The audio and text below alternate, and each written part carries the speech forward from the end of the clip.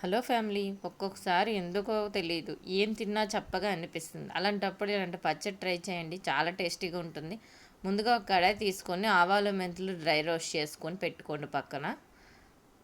తర్వాత అదే కడాయిలో నూనె వేసుకొని పల్లి నువ్వులు ధనియాలు వేసుకొని బాగా ఫ్రై చేసుకొని ఇంకొక మిక్సీ జార్లోకి తీసుకొని చల్లారనివ్వాలి. ఆ తర్వాత కేజీ టమాటా పళ్ళుకి కొద్దిగా చింతపండు, ఉప్పు, బెల్లం కూడా వేసుకొని బాగా మగ్గించుకోవాలండి దగ్గరికి. తర్వాత వెల్లుల్లిపాయలను కూడా వేసుకోవాలి, కరివేపాకు కూడా వేసుకొని బాగా మిక్స్ చేసుకోవాలి. తర్వాత స్టవ్ ఆఫ్ చేసుకొని కారాన్ని మీ రుచికి తగ్గట్టుగా వేసుకోండి. అది కూడా బాగా చల్లారిన తర్వాత పల్లి నువ్వుల మిశ్రమంలోనే ఈ టమాటా మిశ్రమాన్ని వేసి బాగా మిక్సీ చేసుకోవాలి.